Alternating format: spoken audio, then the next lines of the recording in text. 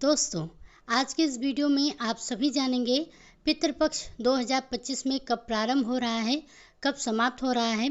साथ ही पितृपक्ष के दौरान महिलाओं को किन किन बातों का ध्यान रखना चाहिए, कौन कौन सी गलतियां हैं जो कि नहीं करनी चाहिए, कौन कौन से कार्य हैं जो हम कर सकते हैं, कौन कौन से कार्य हैं जो हमको नहीं करना है। बहुत ही महत्वपूर्ण बातें हैं, आपके साथ आज की इस वीडियो में शेयर करूंगी, तो पूरा अच्छे से ज़रूर समझ लीजिएगा और उसी के अनुसार आपको कार्य करना है, क्योंकि इसमें किसी भी प्रकार की माफ़ी हम लोगों को नहीं मिलने वाली है। तो इन सभी बातों को आप ध्यान से देखिएगा और समझ लीजिएगा कि पितृपक्ष में कौन से कार्य आपको करने हैं। तो चलिए वीडियो को शुरू करते हैं। इससे पहले अगर आप मेरे चैनल पर पहली बार हैं तो चैनल को सब्सक्राइब जरूर कीजिएगा। अगर वीडियो आपके लिए थोड़ा भी उपयोगी लगे तो वीडियो को लाइक करके कमेंट बॉक्स में जय पितृदेव जरूर लिखिएगा। तो चलिए जान लेते हैं पितृपक्ष से संबंधित सभी महत्वपूर्ण बातें। आपको बता दूं कि ये पितृपक्ष पितरों के लिए समर्पित होता है। ऐसा माना जाता है कि पितृपक्ष के दौरान हमारे पितृ जो हैं पृथ्वी लोक पर ही रहते हैं, किसी न किसी रूप में, मतलब पशु पक्षी के रूप में हमारे इर्द गिर्द ही रहते हैं। जो भी हम कार्य करते हैं वे सब देखते हैं, ऐसा माना जाता है। और मानने वाले मानते हैं, कुछ लोग नहीं भी मानते हैं, तो आगे आपकी अपनी इच्छा है। सबसे पहले आपको बता दूं कि पितृपक्ष प्रारंभ हो रहा है 7 सितंबर 2025 दिन रविवार से और समाप्त होगा अमावस्या के दिन, यानी कि 21 सितंबर को। उस दिन भी रविवार है। तो पितृपक्ष 15 दिनों का रहता है, जिसमें हमें बहुत सारे नियमों का पालन करना होता है। और आपको बता दूं कि पूर्णिमा के दिन से, यानी कि भादो पूर्णिमा से और प्रारंभ होता है, समाप्त होता है अश्विन माह के अमावस्या पर, सर्वपितृ अमावस्या पर। इसके अगले दिन प्रतिपदा तिथि प्रारंभ होती है। नवरात्रि, शारदीय नवरात्रि हमारा जो है वह शुरू हो जाता है। जिस दिन हम कलश स्थापना करते हैं उसके अगले दिन से, ठीक है। तो आपको बता दूं कि 7 तारीख यानी कि 7 सितंबर पूर्णिमा के दिन से पितृपक्ष हमारा प्रारंभ हो जाएगा। तो जो भी पूर्णिमा वाले कार्य हैं वह सब हमें उस दिन करने हैं, और रात्रि से जो नियम है पितृपक्ष के वो हम मानेंगे। उस दिन जो भी लोग दान स्नान तो सभी लोग करेंगे, सभी कार्य करेंगे। सबसे पहले बात करते हैं उन कार्यों के बारे में जो पितृपक्ष के दौरान हमको नहीं करने हैं। देखिए, सबसे पहला प्रश्न सभी के मन में उठता होगा कि क्या पितृपक्ष के दौरान हम पूजा पाठ कर सकते हैं या नहीं कर सकते हैं। तो देखिए, पितृपक्ष के दौरान जो हमारी दैनिक पूजा होती है, यानी कि जो हम रोज़ की पूजा करते हैं, उसको हम कर सकते हैं, क्योंकि उसके दौरान हम कोई भी नया पूजा तो नहीं कर रहे हैं। यह हमारी रोज़ का नियम है, दैनिक है, तो इसको हम बिल्कुल भी कर सकते हैं। पितृपक्ष में हम पूजा कर सकते हैं। आप लोग निसंकोच भाव से, अब जिनके यहाँ नहीं होता है उनकी बात अलग है, लेकिन घर को उपवास नहीं छोड़ा जाता है, आप लोग पूजा कर सकते हैं। बहुत बड़ा आयोजन अनुष्ठान तो नहीं किया जा रहा है, किंतु अपने घर में आप लोग साधारण विधि से दैनिक पूजा को कर सकते हैं। अगला जो प्रश्न है कि क्या पितृपक्ष के दौरान बच्चों का बर्थडे मना सकते हैं या नहीं, नया कपड़ा वगैरह बच्चों को दिला सकते हैं या नहीं ले सकते हैं। तो देखिए, ले सकते हैं, लेकिन कोशिश कीजिएगा कि पितृपक्ष शुरू होने से पहले ही लेकर शरीर में डालकर रख लें तो अच्छा रहेगा। आप लोग बर्थडे वगैरह सेलिब्रेट कर सकते हैं, खुद का कुछ नया सेलिब्रेट मत करिएगा, जैसे कि साड़ी कपड़ा पुरुष महिलाओं को नहीं निकालनी है। पितृपक्ष के दौरान इस बात का ध्यान रखिएगा। अगला जो कार्य है जो पितृपक्ष के दौरान नहीं करना है वह है महिलाओं को हेयर कट नहीं करवानी है, ना नेल वगैरह काटनी है, ध्यान रखिएगा। और जिनको हेयर कट कटवानी है वह पहले ही 7 सितंबर दिन रविवार से पहले आप लोग हेयर कट वगैरह करवा लीजिएगा। थ्रेडिंग तो नहीं, मतलब बाल वगैरह कहीं से भी नहीं निकालनी चाहिए। लेकिन मान लीजिए जो वर्किंग लेडीज हैं थ्रेडिंग वगैरह करवाना चाहती हैं तो करवा सकती हैं, लेकिन हेयर कट पक्का बचाइएगा। और पितृपक्ष में कुछ भी नई साड़ी, नया ड्रेस वगैरह, नया गहना वगैरह न निकालिएगा। अगर आप ऐसा करते हैं तो पितृदेव नाराज हो सकते हैं, जिससे कि दोष भी लगता है। जब हम इन सभी बातों पर ध्यान नहीं देते हैं, नहीं मानते हैं, तो हमारे ऊपर लगता है पितृदोष। फिर हम सोचते हैं कि हम क्या गुनाह कर दिए, कौन सी गलती कर दिए कि भगवान ऐसा हमारे साथ कर रहे हैं। तो कुछ भी ऐशो आराम वाले जो कार्य हैं आपको नहीं करने हैं। कुछ आप खरीदे भी नहीं, उसको भी आप, अगर आप खरीद भी रहे हैं तो आप रख दीजिएगा, नवरात्रि के दौरान इस्तेमाल कीजिएगा। बिंदी, सिंदूर, महावर, इस प्रकार नेल पॉलिश वगैरह नया कुछ भी ना निकालें।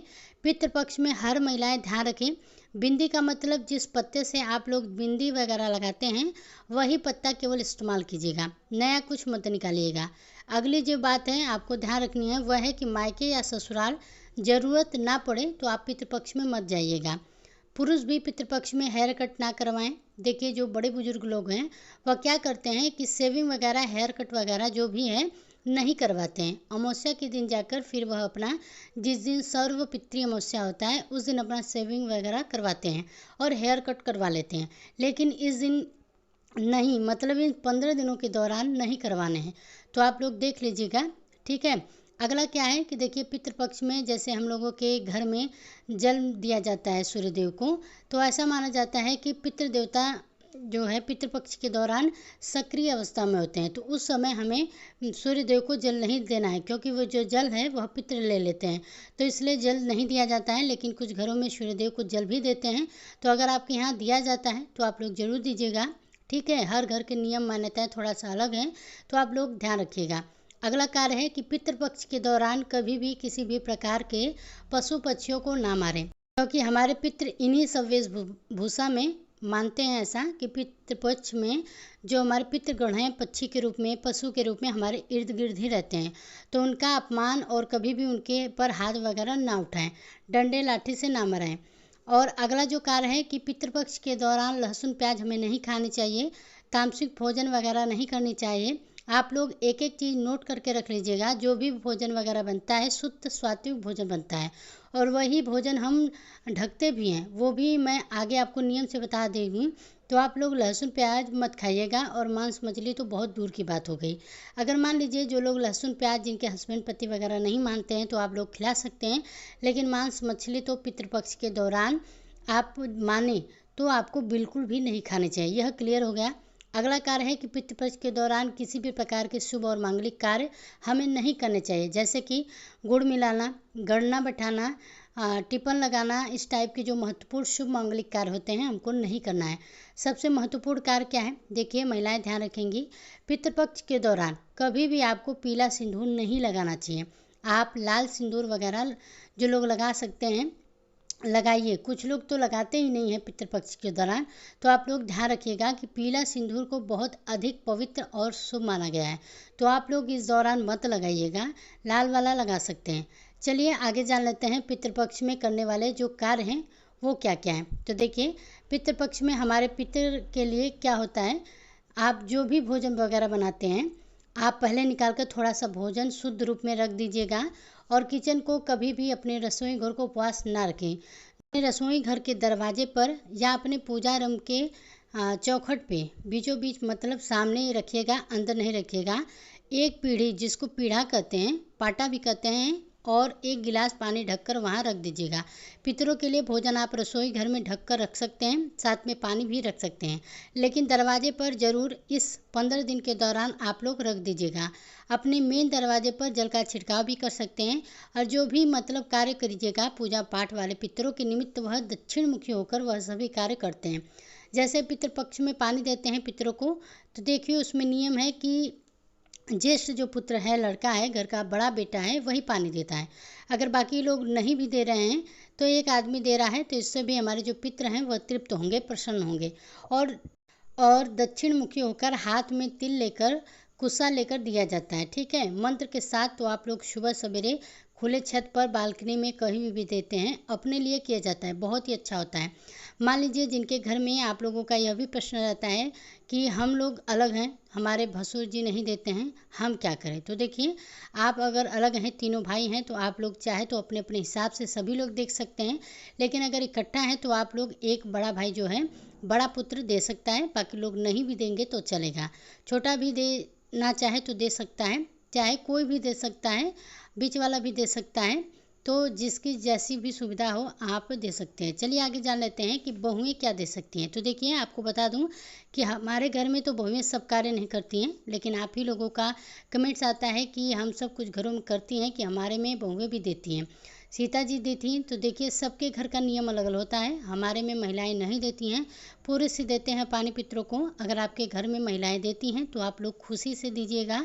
इसलिए हम लहसुन प्याज भोजन में नहीं डालते हैं, क्योंकि हम पितरों के लिए भोजन निकालते हैं।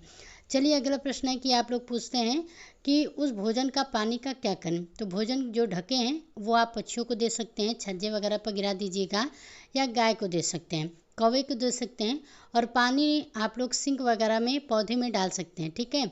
अगला है जो आपको ध्यान रखनी है वह है पितृपक्ष के दौरान बहुत अधिक भोजन बनाकर फ्रिज में ना ढकें। बासी भोजन करने से बचिए क्योंकि वह भोजन पितरों के लिए हो जाता है। बहुत कम भोजन बनाइए, थोड़ा कम रहेगा वह अच्छा है, लेकिन अधिक बनाकर बासी भोजन मत खाइएगा। आटा वगैरह तो ना रखिएगा, गलती से भी रह जाता है तो उसके ऊपर छाप लगाकर तब हमें फ्रिज में रखनी चाहिए। गोल करके ना रखें, पिंड के समान माना जाता है। ठीक है, इन सभी बातों का आप लोग ध्यान रखिएगा। बहुत सारी महत्वपूर्ण बातें बताई हूँ। और पितृपक्ष के दौरान सबसे महत्वपूर्ण कार्य क्या है जो करने वाले हैं, जितना हो सके आप लोग दान कर सकते हैं, वह है मिठाई, फल गरीबों को जरूर दान कीजिएगा। इससे आप लोगों को बहुत ही बेनिफिट मिलने वाला है खुलकर। और साथ ही पीपल वृक्ष पर चढ़ाकर बाकी गरीब ज़रूरतमंद को आपको जो मिठाई है, जो भी दान देना है आपको, आप वो ज़रूरतमंद को दे सकते हैं, भोजन करवा सकते हैं।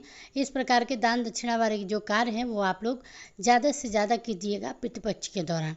कुछ बड़ा अनुष्ठान आयोजन किसी भी प्रकार का आपको पितृपक्ष के दौरान नहीं करना है। तो आशा करती हूँ कि पितृपक्ष से संबंधित जो भी बातें हैं वह आप लोगों को समझ में आ गई होगी। किसी प्रकार का आपका प्रश्न है तो आप हमसे कमेंट बॉक्स में कमेंट करके पूछ सकते हैं, अन्यथा नहीं है तो आप हमारे वीडियो को लाइक्स कीजिएगा। इसी प्रकार से वीडियोस को देखने के लिए हमारे चैनल को सब्सक्राइब भी जरूर कीजिएगा।